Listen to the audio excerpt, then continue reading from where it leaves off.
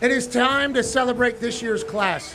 Ladies and gentlemen, joining us now is a man who is the all-time leader in touchdowns at the tight end position. Changed the game. Kent State basketball legend. Chargers icon. Now, officially, Pro Football Hall of Famer. Ladies and gentlemen, Antonio Gates. Yeah! Careful. Sir, it's tight. It's tight. It's slippy. Athlete. It's an athlete. It's slippy down there. What's up, man? See you too. Hell yeah, be careful. Don't lean back. Hey. What you say, they got to be an athlete to get up here? Yeah, man, you got to be a major athlete to get up here on this list. Well, thank God it's you, because we went through your shit today. I don't think we knew your history. We knew you were a Kent State basketball player. We had no idea that you were enrolled at Michigan State when Coach Saban was there. Yeah. Asked to play both sports. He said, no, not going to do that. I think even you're going to the defensive side. Yeah. Then you transferred to Eastern Michigan or something like that. I was on tour like an artist. Then you went to JUCO. Then you went to Kent State. And I was committed to Kent State in high school my senior year for a point. Went up on a visit. They have a whole mural about Antonio Gates up there and you hooping. Yeah. And it was like real shit. Like you were like real hooper. Now the world knows you as the greatest tight end touchdown scorer of all time. When you think back to those days, did you know that the cards were going to be football? Did you think it was going to be basketball? Like, when you look back now as an official Hall of Famer, I think it all worked out well. But was there a lot of moments of, like, wonder how it was going to go for you?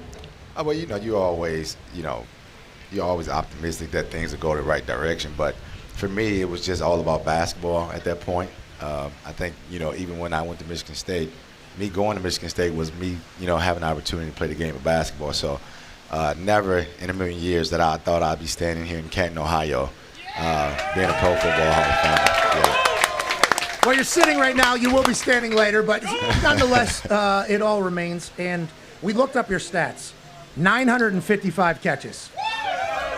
11,841 receiving yards. 116 touchdowns, most in the history of the NFL.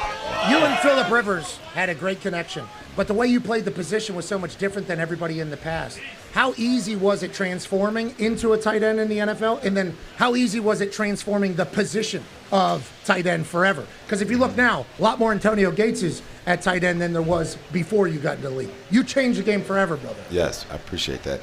Well, it wasn't easy because I got cursed out a lot. Yeah. So just so we clear, I got cursed out a lot. I did a lot of off-platform things. And at the time, I think that is what it means to redefine certain things. When you do things off platform, people don't agree with them at times. I like to use the analogy of the enemy of great is good.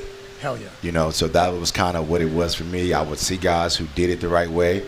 And obviously, as a basketball player, I had things that I was used to doing, creating separation.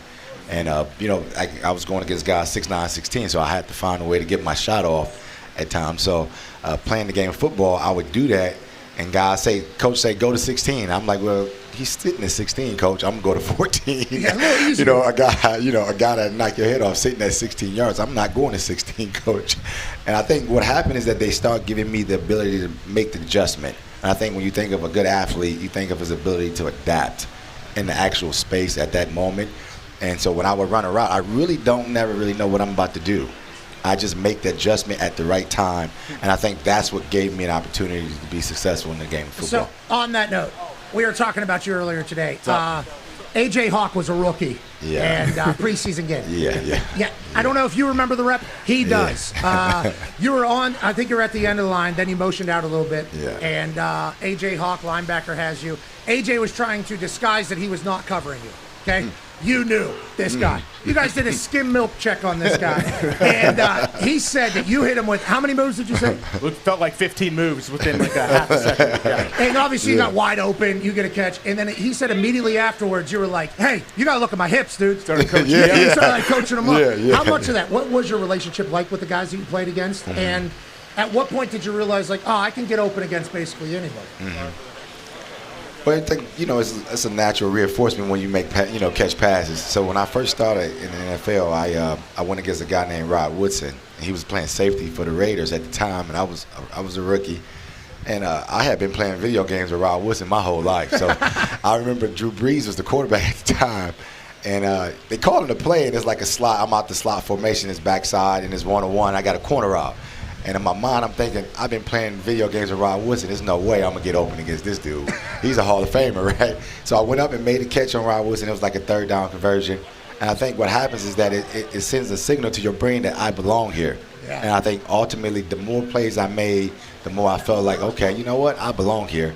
And I think you got to have it mentally first before you can obviously play it and let it come out in the game. So you got to have it mentally to make no mistake about it. No matter how humble I sound, how humble I seem, when I play, I feel like I got this dude. Yeah. I can beat him. You got to have that part in order for it to, come to fruition in real life. The conversation with the lads afterwards, that was Rod Woodson, bro. Yeah. Did you see that? Yeah. D-Bud has a question for you. Yeah, a lot of the guys playing now look up to you. Pat mentioned it. You changed the position, but who were some of those legends, some of those Hall of Famers? I know Kellen Winslow Sr. played for the Chargers. Who were some of those legends you looked up to coming up at the tight end position?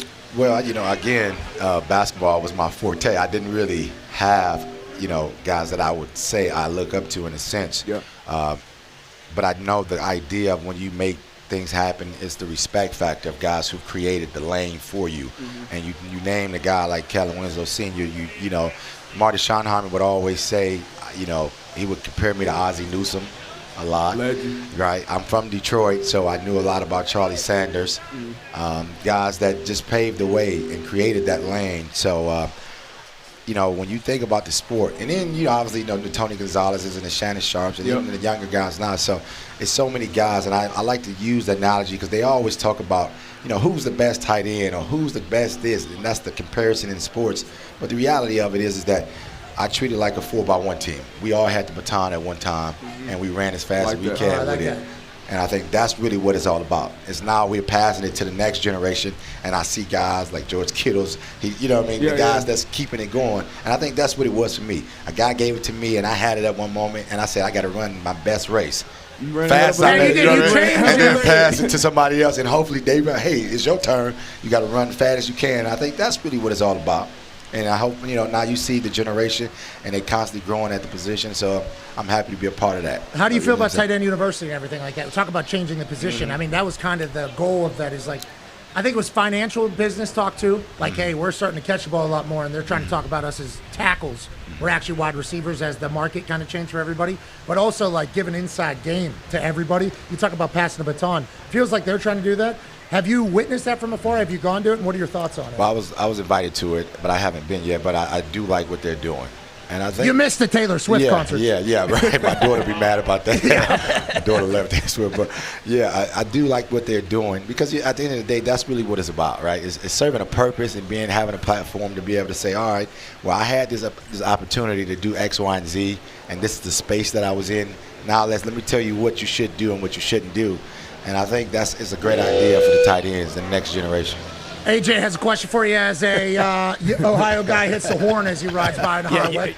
You mentioned it's fascinating to listen to you talk about running routes, and I would assume like you had a lot of freedom to run, work off the leverage of your defender. Like, was that always a thing when you were young getting into the league? And obviously, how do you build that rapport with Drew Brees? Obviously, Phillip Rivers, we saw the connection you guys had. Like, how do you earn that trust in the quarterback and the coach to where, hey, I'm gonna get open. You throw me one. Yeah. Well, you got to earn it. That's for sure. I think what happens is that it's repetition. It starts with underneath the surface, so they would know that at the end of the day, I'm working beyond my means. So it means more to me to have success than it does to the coach staff and everybody around me. I think that's just something that you build. That's what training camp is for. Right, you start with them dog days, that foundation. You're working hard. I'm the last one to leave. I'm working hard. I'm running more. I'm running extra. I'm doing extra. And ultimately, when I get out there, it means just as much for me to do it right than anything because I know guys are depending on me. So that was my philosophy going into any game is that, man, these dudes believe in me. The game plan is surrounded by number 85. I need to make sure I deliver. And I think that meant the world to me that guys would believe in me to that level. So I would always make sure I would do the best I can and, set the tone, the fastest I can. Ty has a question for you. Hall of Fame, Antonio Gates. Yeah, so just curious. He just mentioned Phil Rivers there. In terms of, like, whenever his name gets brought up, it's always, hey, is this guy a Hall of Famer? Obviously, we see his numbers. They're incredible. But then the Super Bowl discussion always comes up. What was it like having him as a teammate? We've all seen the videos. Like his I truly believe he's one of one in terms of like his personality. When you look back at your career, like how thankful were you to have a guy like that as your quarterback? And just what was it like being teammates with him? Wow, you talking about a fiery, passionate. His IQ was unmatched, man. I always knew that he was going to come and compete. I think that's what we had in common, is that our ability to go out and compete. I knew he was going to give it his all, and he's going to trash talk along the way. So so you gotta be prepared, because he'll be trash talking to guys that you got to block. So you know what I'm saying? So that was the hardest thing. Is Richard Seymour is a big dude, Phillip. So you keep talking to him. I got to trade block Richard Seymour, and he's mad at Phillip. You know what I'm saying? So it's the greatest feeling in the world to have a guy like that on your side, because it makes the game fun too. Because at the end of the day, we play the game for all the other stuff, X's and O's and the money, but you got to keep that same kid energy, that 14, 15-year-old kid. Oh, yeah. Let's go out here and have fun, man. We playing in the NFL. We got the best job in the world. We get to play games and get paid. That's what he loved to do. He loved to play football. You look pretty jacked still. Look pretty jacked. I don't know if that's just going to be forever you, or if you're still getting after it or not. You think you don't get enough credit for being able to block? Nobody ever mentions your name with blocking. I know. Well, people don't know this, but in order to start from Marty Schottenheimer, you got to be able to block power and counter, man. So I started with Marty Schottenheimer, and the reason why I started is because of my ability to block power and trade block, go to the backside back, and ability to block counter. So people really don't never say that. But the athletic part came later on. I had to block power and counter because AOT was getting the ball. You know what I'm saying? So, you could say you cut your teeth. Yeah.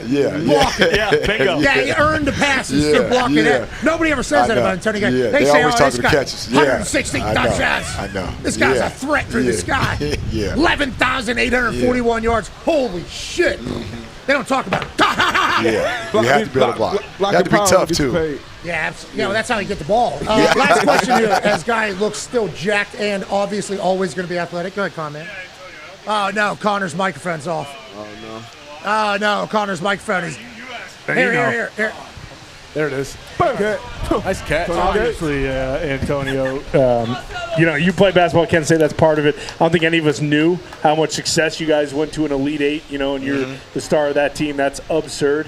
Now that you are, a Hall of Famer in the NFL, is there, and congratulations, incredible. Is there a shot maybe you now turn back to basketball, join like Ice Cube's Big Three, possibly get back into hooping? Are you still hooping or no? Yeah, no, I'm not hooping, man. Football is the wear and tear on your body, so I can't really go out and play as much now. But I do watch my kids play. I enjoy watching them play, but I do not pick up the basketball. Haven't picked it up probably in about 6 years. Damn. So 6 years? 6 years. It's like 6 years. I haven't We picked don't up even basketball. get I still can afford. I was a scorer. Nice. Yeah, I'm left-handed. You know what I'm saying? Yeah, so you can't shoot. I can see right now. You know what I mean? You got to have the ball. You know what I'm saying? Elbow, right. I'm left-handed. Yeah, but he got it like this. You know what I'm saying? So you got to have the flick of the wrist. You know what I'm saying? It's your Hall of Fame weekend. Right. Okay, it's your Hall of Fame weekend. Yeah. You haven't shot a ball in 6 years? 6 years. I'd light your ass up right now. I'm a scorer. You know what I'm saying? Yeah. I think the game was so lucky that you played it. Appreciate I think the league was lucky to have you. I think the Chargers organization as a whole was lucky to have you represent them. And I guess the last question would be, what are your thoughts on where the Chargers are headed right now? We love Harbaugh. We love Jim Harbaugh. We love Justin Herbert. We love national champion in Michigan, Jim Harbaugh, now the head coach of the Los Angeles Chargers.